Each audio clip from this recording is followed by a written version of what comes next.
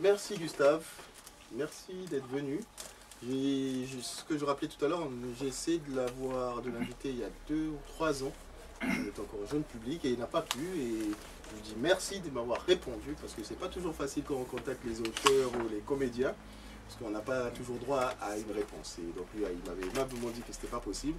Puis je m'étais dit, bon, de toute façon, à un moment ou à un autre, il faudra le faire venir parce que j'avais assisté à son spectacle au Tarmac à l'époque. Et j'avais fait un peu, j'avais enchaîné. Il y avait, à l'époque, il y avait le Camerounais. Non. Il y avait Dieudonné Kabongo que j'avais vu. Oui, et puis le Camerounais. Ndongo. Valérie Ndongo, voilà. Donc je les avais vus les trois, Dieudonné Kabongo, le défunt, Valérie Ndongo et Gustave Akatpo. Et moi j'avais adoré en tant que comédien. Il m'avait donné l'envie de continuer à aller au théâtre. Donc je m'étais dit il fallait absolument. N'oubliez pas que Palabre autour des arts, c'était pas censé être seulement la littérature, hein, c'est les arts. Et donc merci à l'artiste d'être là. J'ai la chance d'être entouré par des gens qui ont beaucoup de choses à dire, on peut te dire sûrement, en matière de théâtre et de comédie. Et donc ce soir, on va parler de l'aspect théâtre. Moi, je connais Chiche l'Afrique, j'ai adoré, donc j'ai essayé de ne pas trop insister là-dessus et laisser Célia peut-être parler d'autres choses. Et puis aussi de ça, qui est une parution toute récente, il y a 10 jours, je crois, qui est de la littérature jeunesse. C'est quel âge à peu près tu situes? À partir de 6 ans. À partir de 6 ans. Ouais. Donc voilà, donc on parlera de ça aussi. Vous savez que chaque année au mois de décembre, on fait une spéciale jeunesse. Donc ça sera sûrement bien en avant dans notre spéciale jeunesse de cette année. Peut-être Célia, je te laisse prendre la main si tu as sur Chiche l'Afrique déjà, sur ce spectacle-là. Oui, bien sûr. Alors, Chiche l'Afrique, donc un spectacle, un seul en scène, on appelle ça comme ça, sur la France-Afrique. Alors, moi je l'ai vu en 2011, et toi aussi Ramsey, on l'a vu au Festival d'Avignon, donc il y a 4 ans, du coup on s'est rafraîchi la mémoire, en le visionnant, on a réussi à une captation et on l'a revisionné récemment. Et alors je l'ai encore plus aimé. Je l'avais vraiment adoré, je me souviens que j'avais vraiment dans l'idée d'écrire un article et puis à chaque fois on se disait ça pour tous les spectacles et puis à la fin on n'a pas le temps de les faire. Mais genre des dizaines de pages de notes et j'ai trouvé ça à la fois frais et enfin, le cynisme qu'il y a dans le spectacle m'a pas attristé, m'a pas rendu triste. Donc en gros Gustave Akatpo fait la fresque de la France-Afrique, hein. Il part des indépendances africaines et c'est renseigné, c'est documenté. D'ailleurs à la fin il y a un diaporama avec des photos, c'est très bien écrit et c'est extrêmement bien joué. Il est capable, comme disait Joss tout à l'heure, d'imiter tous les accents. Ça peut être assez hilarant. Et perturbant. Et perturbant, parce que des fois c'est tellement juste que c'est angoissant, on oublie que c'est lui en fait. Donc on n'est pas content de voir le politique en question. Voilà, donc c'est à la fois la fresque des dictateurs africains, enfin des hommes d'État africains, et à la fois ceux de la France-Afrique, en particulier Chirac et Sarkozy. Et bon, faut savoir que c'est un climat particulier. Enfin, tu l'as créé en quelle année 2010, je pense. C'est 2010, hein, ouais. En tout cas, c'était pendant les cinquantenaires. Ah oui, oui, parce que c'était dans ce cadre-là qu'il y avait les habitations Tarmac. Ouais. Et du coup, oui, donc on est sous Sarkozy, et puis moi je crois que c'est vraiment une période particulière, parce que quand il y a eu le discours de Dakar, et en fait pas mal d'événements qui sont passés, il y a eu des procès, enfin bref, la fin des années 2000, on va dire que ça a vraiment popularisé, pas en termes de culture populaire, mais ça a permis à beaucoup de gens de se rendre compte des tenants et des aboutissants de la France-Afrique, de mieux comprendre en fait cette notion. Et je trouve que c'est à la fois donc un seul en scène extrêmement drôle, très bien écrit, et ça c'est très agréable. Et il n'y a jamais des mesures en fait, parce qu'on peut très vite aller, je sais pas, partir dans une espèce de satire, un petit peu être en colère et tout ça. Non, là c'est toujours pondéré. Et voilà, et je trouve ça aussi pédagogique. Alors cet été à Avignon, il y avait un spectacle qui a complètement copié Gustave Akakpo. Je ne sais pas si tu en as entendu parler, qui s'appelait, tu sais, je l'ai fait pour Yo, France-Afrique. Ouais, c'était ça le titre. Ah oui, la grande saga de la France-Afrique. Et alors là, justement, on était, c'est ce qui me déplaisait c'est ce qui me plaisait avec le spectacle de Gustave, et là que je n'ai pas retrouvé dans ce spectacle, c'est que ils ont mis en place, donc Gustave parle beaucoup avec le public pendant le spectacle, il y a des petits questionnaires, mais c'est pas non plus la foire. Et là, dans le spectacle, ils avaient décidé d'en faire une espèce de comédie satirique. La France-Afrique, c'est super drôle, on va faire un quiz, on appuie sur les boutons, qui est je sais pas, il y avait Focard, il y avait Valéry Giscard d'Estaing et Bokassa, etc. Et donc, ils remettaient des friandises au public, si le public trouvait les réponses. Donc là, j'étais un petit peu dérangée. Et puis, c'était des Belges et des Français, enfin bref. Il y avait quelque chose d'un peu étrange dans ce spectacle. Donc voilà pour la France-Afrique. Il y a un autre spectacle que j'ai vu cet été. Alors je suis désolée, j'ai pris un train très tôt ce matin, donc en fait j'ai du mal à trouver mes mots. En fait je suis épuisée. Et désolée aussi pour cette lenteur à communiquer avec vous. Mais ce spectacle a été joué à Avignon, donc à la Chapelle du Verbe incarné cet été. Et évidemment j'ai oublié le titre parce que j'oublie tout ce soir. Je suis vraiment désolée, tu sais. Même le chevalier tombe dans l'oubli. Non, ton spectacle à la Chapelle. À Petite Pierre. Voilà, oui, Petite Pierre, bien sûr. Et voilà, alors ça pourrait être une question d'introduction à Gustave Akakpo. La Petite Pierre part d'un fait divers qui s'est passé au Nigeria. Et bon, c'était une compagnie guyanaise qui jouait le spectacle, et avec un traitement plutôt comique ou tragicomique. Et c'était un très très bon spectacle qui m'a beaucoup plu, encore une fois,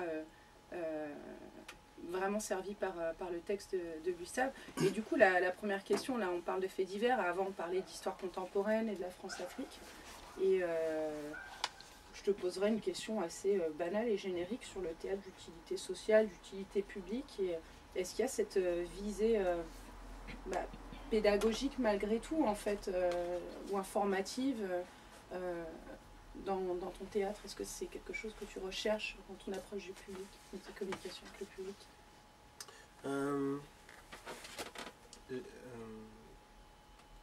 Je pense que le théâtre permet, en tout cas comme les autres arts, à un moment donné de faire un focus tout simplement. Et de sortir de la comptabilité aussi qu'on peut avoir à la télé sur, bon on sait, il y a un attentat quelque part, tel nombre de morts, c'est des morts anonymes, et puis on va lire un roman, voire une pièce sur le même sujet, et puis ça nous parle autrement, et puis c'est pas la photochoc, c'est pas non plus la photochoc, parce que ça va au-delà de la photochoc,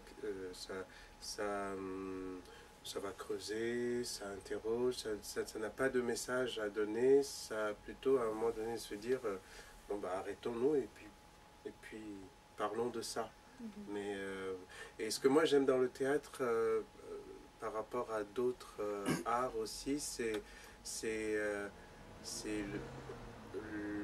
l'un des rares rituels laïques qui nous reste, où on a vraiment des êtres vivants qui chantent pas, parce que oui, tu en concert, tu bouges, tu es content, mais en même temps, bon,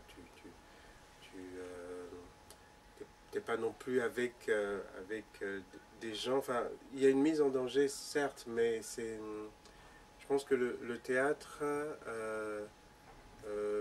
par le fait que la représentation n'est jamais la même, par le fait qu'il y a des êtres vivants qui sont devant, nous amène dans un autre endroit. Et moi j'ai commencé à faire du théâtre au Togo parce que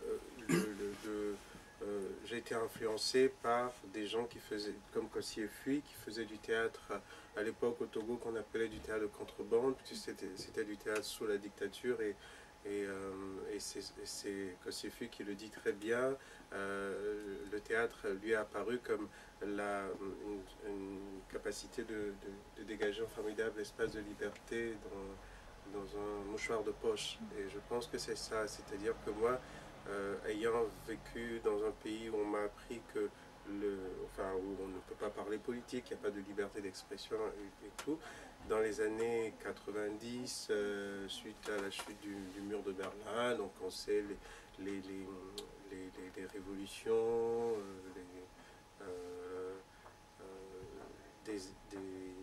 dans certains pays contre la dictature. Et au Togo, il y avait donc des étudiants qui étaient meneurs de ces mouvements, et certains faisaient du théâtre. Et donc du théâtre politique, et le théâtre m'est apparu aussi donc comme un espace de liberté. Et puis j'écris à partir de ce qui me touche en fait. J'écris parce que je ne sais pas faire autre chose. J'aurais aimé être musicien, j'aurais aimé être chirurgien. Il y a plein de rêves que je n'ai pas pu faire. Et quand par exemple en 2005, moi j'étais en résidence d'écriture à Paris. Et puis il y avait le cas de Aminata Lawal au Nigeria, condamnée à la lapidation parce qu'elle avait eu des rapports sexuels hors mariage. Amnesty International avait fait un appel à pétition. Ben, je signe l'appel et puis après je fais... ça m'a poursuivi pendant un temps. Et je réalisais à quel point le monde est une farce. Et que là, moi j'étais dans mon petit confort d'artiste en résidence à Paris. Et comme là, il y a en Arabie Saoudite, il y a condamné à mort un jeune. Et tu te prends toutes ces nouvelles, et puis quoi? Et puis tu continues, et puis tu vas manger une pizza, et je trouve que c'est d'une violence énorme. Et du coup, la pièce, je l'ai écrite comme une farce sur la lapidation. Parce que pour moi, je ne peux pas en parler. La farce, c'est le miroir de cette violence que le monde me renvoie. Oui, donc pour dire finalement que j'ai même eu, pendant, tout à l'heure on parlait donc du retour, etc., des écrivains. C'était ma question justement, est-ce que tu as eu un retour au Togo?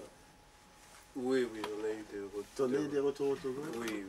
Avec tes pièces ou juste en Gustave Akakpo ou aussi avec son art? J'ai eu tout. Parce que pendant un temps, je faisais l'aller-retour entre la France et le Togo, entre 2003 et 2005, assez régulièrement. Je voyageais 3 ou 4 fois par an. Et très vite, je me suis aperçu qu'il fallait que je change comme une clé USB. Lorsque j'arrive au Togo, j'enlève la clé USB France, je mets la clé USB Togo. Sinon, ça n'allait pas. J'étais en décalage. C'était... mais je trouve ça éprouvant. Moi j'arrive pas du tout à... Enfin, je n'ai pas lu les romans, donc je ne peux pas en parler. Mais la posture de rentrer et de s'attendre à ce que rien n'ait bougé, je la trouve assez aberrante en fait. Parce que c'est pas possible. Tout bouge. Et ça, c'est... mais voir qu'est-ce que... La description de l'immeuble qui n'y est plus, ça c'est formidable. Qu'est-ce que la cartographie actuelle raconte et à quoi ça nous renvoie, à quoi finalement le fait que l'immeuble n'existe pas, on se rend compte qu'il existait. Oui, mais dans ton retour, parce que moi j'ai vu ton spectacle chez l'Afrique, ce genre de spectacle, si mettons que je ne sais pas si tu l'as joué au Togo, mais que tu le joues, tu le jouerais au Togo, tu penses dans la réception des gens par rapport à ce type de spectacle, qui est quand même un spectacle sur lequel tu tapes sur les dictateurs, tu tapes sur les gens, est-ce qu'il n'y a pas une déception quant à la réception des gens? Parce que, enfin moi je me rappelle au Congo, on est les deux d'ailleurs, on est des pays où on a notamment côté Kinshasa, il y a beaucoup de théâtre, on a toujours beaucoup de théâtre, de distraction. Quasiment jamais de théâtre réellement d'engagement, de dénonciation et tout, si ce n'est les aspects sociaux. Mais je me rappelle quand j'étais au lycée, de temps en temps, il y avait des profs qui montaient des spectacles comme ça, où on parlait, évidemment, on parlait un peu politique, un peu. Mais à part les gamins que nous étions qui ne comprenions pas grand-chose, ça ne dépassait jamais un certain niveau, donc les adultes ne recevaient pas ça. Et moi je veux dire, toi en tant que comédien, quand tu fais un spectacle comme Chiche l'Afrique, tu es en France, tu as un certain public, et quand tu repars au Togo, tu n'as pas envie de parler à ces gens-là, et comment ils reçoivent ça, ce genre de spectacle? En fait, ce genre de spectacle, c'est du pain béni, hein. C'est comme Coluche disait, s'ils arrêtent de faire votre métier, moi j'arrêtais de faire le leur aussi. Il y a des comiques extraordinaires. Et la situation politique difficile est une situation, c'est dommage de le dire comme ça, mais qui pour les artistes est un vivier incroyable. À partir du moment où on te met la pression, tu n'as qu'une envie, c'est de soulever le couvercle et d'utiliser toutes les stratégies possibles pour en sortir. Et là, parler de la dictature, je parlais de théâtre politique avec les Kossiefi, c'est-à-dire que même, il fut un temps, c'est comme en Roumanie ou sous la dictature, ne serait-ce que d'aller au théâtre, quelle que soit la pièce qu'on va voir, mais le fait d'aller au théâtre est déjà un acte politique. Et au Togo, on avait aussi, toute proportion gardée, quelque chose de ce type. C'est-à-dire qu'on va avoir du théâtre de contrebande qui se passe dans une maison, parce que ça ne peut pas se passer au Centre culturel français, parce que c'est politique, et que tu y vas en te disant que les comédiens ils vont peut-être être arrêtés. C'est un engagement. Non seulement c'est un engagement, mais c'est que ce sont les politiciens qui nous nourrissent. Ils nourrissent cet engagement. Aujourd'hui, la situation est pire. Au Togo, moi, j'ai des amis qui avaient fait une pièce qui s'appelle Taméville. Tamé, c'est au-dessus de la tête. En fait, ça veut dire pot de vin en Milan. Et ça part de la corruption, notamment de la corruption des militaires. Et donc, ils sont invités. Donc là, c'était dans les années 2000. Ils sont invités par la télévision nationale, parce que la télévision nationale faisait des captations de pièces de théâtre en studio qu'ils diffusaient le mercredi soir. Donc ils sont invités à la télévision nationale, ils jouent, ils sortent de la télévision nationale qui est gardée par des militaires, puisque c'est un point stratégique, qui les arrête, qui les amène en centre de torture. Ils sont bastonnés, torturés.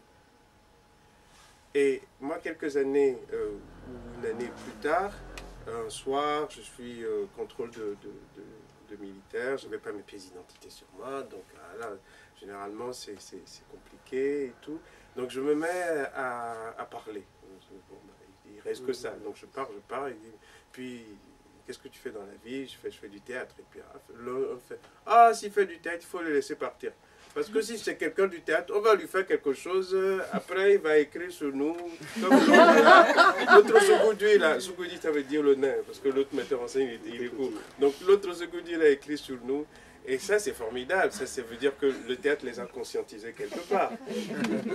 C'est génial. C'est devenu une arme. Oui, c'est aussi une arme. Ramsey, je voulais revenir un peu sur Chiche l'Afrique. Je suis désolée, hein, je dois aller travailler. Tout en disant au revoir à Célia. Je suis vraiment désolée de vous quitter comme ça, mais profitez d'écouter Gustave, ça a vraiment l'air passionnant. Ça me donne envie de prendre plein de notes. C'est pas à moi. Tiens, Tu prends des notes pour moi, Abraham? Je prendrai des notes. Au revoir, à bientôt. Bonne soirée à tous. Donc revenir sur Chiche l'Afrique, évidemment, il me semble que tu l'as joué en dehors, tu as joué en Afrique. Je l'ai joué. Lubumbashi. Oui, je l'ai joué à Voilà. Lubumbashi. Il me semblait bien que tu l'avais Je l'ai joué au Bénin, je l'ai joué à Il me semblait que Lubumbashi tu l'avais aussi. joué à Lubumbashi. Ou par ailleurs tu as fait une résidence d'écriture avec des écrivains là-bas. Enfin, moi, c'est plutôt ce côté-là que je voudrais aborder avec toi. Enfin, je sais que tu as travaillé au Tarmac, à recueillir des textes, à faire des ateliers. Je sais que, il y a à Kinshasa par ailleurs un espace qui s'appelle Tarmac, comme par ailleurs, où tu as eu aussi des activités avec des auteurs. Alors, moi, je voudrais un peu que tu reviennes un peu sur ce travail-là que tu fais, travail d'écriture finalement, le travail du texte. Est-ce que ça se limite à un travail, on va dire, d'accompagnement, où on a le grand frère qui est en France en l'occurrence, qui travaille au tarmac, donc il y a quelques tuyaux qui aident le petit frère en Afrique à produire son texte, à le rendre jouable entre guillemets, ou c'est un autre niveau de collaboration, à quel degré, etc. Moi c'est juste un retour, c'est parce que j'ai d'abord, moi, suivi ou subi les ateliers. Ça dépend de comment on vit l'expérience, on vit les choses. Forcément, dans la confrontation avec l'autre, il y a un endroit où on est remis en question, où sa légitimité aussi est remise en question, surtout la légitimité artistique, parce que l'art aussi a cette chose que finalement ce qui vous donne le cachet, c'est à la fois le public et aussi ceux qui font le public, les éditeurs, les programmateurs, etc. Donc on est quand même dans un métier où ce n'est pas le diplôme qui sanctionne, c'est d'une certaine façon, c'est à la fois le talent, le travail, l'expérience, mais aussi le regard de l'autre, je pense. Et quand on parle du théâtre, je veux dire en Afrique, pour aller très très vite, encore que je vais plus parler de l'Afrique francophone, où grosso modo, à part certains pays où il y a quand même une certaine culture théâtrale, qu'elle soit variée, le plus variée possible, au Togo, par exemple, on n'en avait pas. On n'en avait pas puisqu'on ne pouvait même pas avoir de compagnie de théâtre. Puisqu'une compagnie de théâtre se crée c'est avec la loi de 1901 comme association. Mais on n'a pas la liberté de s'associer. Donc on ne pouvait pas avoir de compagnie de théâtre au Togo, sauf la compagnie, le national, etc. Et donc, tu lis des pièces de théâtre, enfin en tout cas moi jeune auteur, je lis des pièces de théâtre, j'aime ça, je vois des pièces de théâtre, j'aime ça, mais finalement j'ai peu l'occasion de confronter ça, de confronter ce que je vois avec d'autres. L'offre culturelle à Paris par exemple, elle est immense, tu peux voir plein de choses, etc. Et non pas seulement en théâtre, mais dans les autres expressions artistiques aussi, puisque tout ça te nourrit. Donc on n'a pas ça, donc finalement l'atelier va être le moment d'échange, parce que ceux qui arrivent vont venir aussi avec toute une bibliothèque qu'on va lire pendant le temps de l'atelier. On est en écriture, alors là on sort effectivement et là de cette habitude française du génie qui tombe sur l'écrivain, alors que par exemple aux États-Unis il y a des cours d'écriture, au Québec ils ont le conservatoire, donc bon, maintenant en France aussi on a l'ENSAT et tout qui font, il y a des modules d'apprentissage, enfin de confrontation, parce que je pense pas qu'on apprenne à écrire, donc c'est un temps de confrontation. Et je ne me trouve pas dans le rôle du grand frère africain, parce que l'Afrique est une coïncidence. Moi j'ai fait des ateliers avec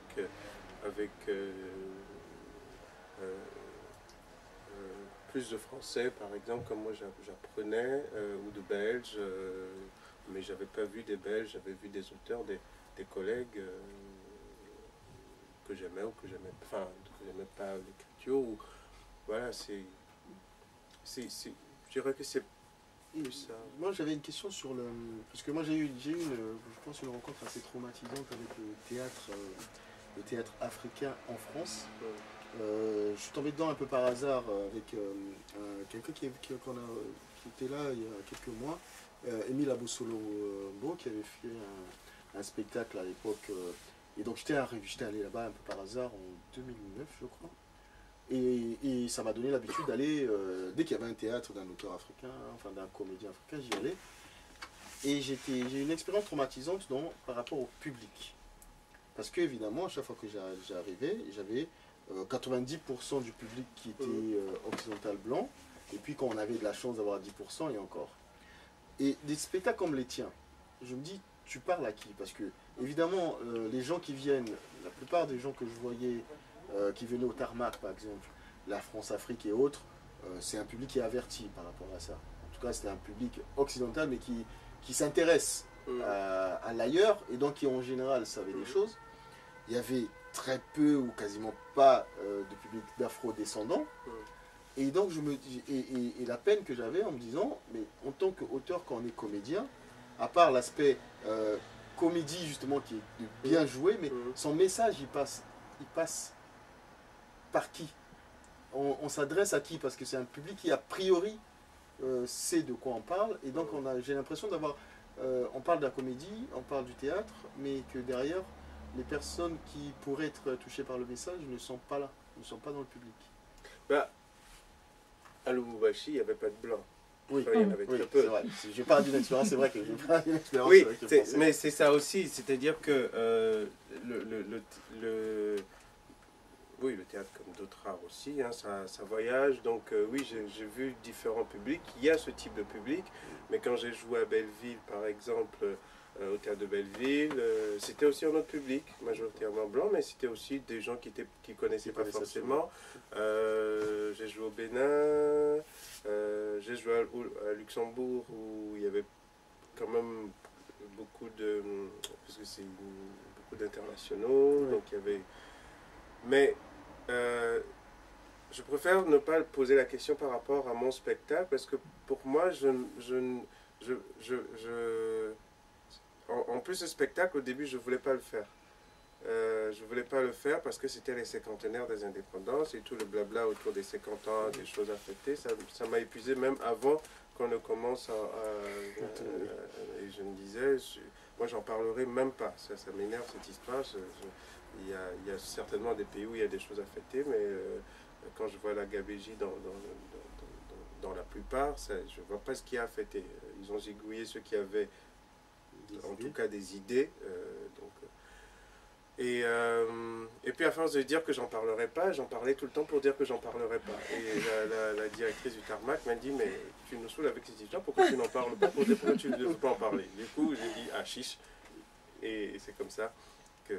Donc, je ne me pose pas la question du public, je me pose la question plutôt de ce qui me tambouille à l'intérieur. De ce que tu as envie de sortir. De ce qui parce que moi j'ai envie de sortir, de ce qui a envie de sortir. C'est tant mieux qu'il y ait quelque chose qui a envie de sortir. Parce que quand moi j'ai envie de sortir quelque chose, c'est la page blanche. Et là c'est chiant, j'arrive pas à écrire, je veux sortir quelque chose, ça sort pas.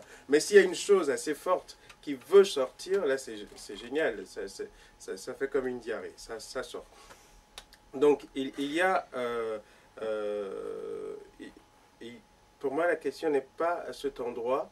La question est comment on fabrique du public aussi. Mais la question aussi, c'est une question qui pour moi elle est très vaste parce qu'elle repose aussi la question sur quel théâtre, pour quel public déjà en Afrique. Combien de gens vont au théâtre en Afrique? Et en Afrique, c'est énorme. Déjà, combien de gens vont au théâtre au Togo? Combien de gens vont au théâtre au Bénin, etc. Et suivant les expériences de chaque pays, au Burkina Faso, il y a quelque chose de très chouette, super, qui se passe avec un théâtre qui s'appelle le CITO. Le CITO, où je ne sais plus combien d'années ils existent maintenant. Donc c'est un théâtre où ils ont été soutenus par les Néerlandais, je crois, et ils ont vraiment travaillé sur faire du public. C'est-à-dire qu'ils allaient à la fois dans des entreprises, dans des banques, dans des administrations, en parler avec les gens dans la rue, et puis petit à petit, le public s'est formé au point que tu vas voir un spectacle là-bas, tu as dans le public celui qui sort du bureau cadre ou en employés ou machin, ou commerçants. Et puis, tu as les vendeuses, les vendeurs de beignets au bord de la route qui viennent voir le spectacle et qui apprécient ça. Donc, il y a du théâtre populaire en ce sens-là, mais parce qu'il y a eu les moyens pour aller chercher ce public. Mais c'est ici aussi, parce que le théâtre est un art difficile. Parce que ça je ne sais pas pourquoi, quand on va voir un film qu'on n'aime pas, on ne se dit pas je n'aime pas le cinéma, ou le cinéma c'est... Mais quelqu'un va voir une pièce de théâtre qui dit je n'aime pas le théâtre. C'est quand même quelque chose qui est assez hallucinant. Donc ça pose la question, cette question. On sait qu'il n'y en a pas beaucoup. Déjà l'accès à la culture, parce que ça regroupe aussi cette question. Oui, c'est bien beau de dire que les gens... Voilà, c'est plus général. Politique culturelle. Comment on peut créer un public sans qu'il n'y ait de politique culturelle? Au Burkina Faso, il y a une politique culturelle. Elle est hésitante, mais au moins il y a une politique culturelle. Il y a un festival des récréateurs qui se passe là, où c'est formidable. Je pense que c'est le rêve de Villars multiplié par 50, où c'est tout un quartier qui est mobilisé. Pendant un mois, des équipes viennent travailler pour créer les spectacles dans les cours de maison, en répétant devant les gens. C'est tout le quartier qui est bloqué pendant le festival. Dans la rue, il y a des sculptures, il y a des choses qui se passent. Et ceux qui vendent des billets, ou ceux qui déchirent les billets, c'est ceux les propriétaires des maisons, en tout cas les locataires. C'est vraiment populaire, c'est super, il y a du public, les gens viennent voir, mais parce qu'on est parti les chercher aussi.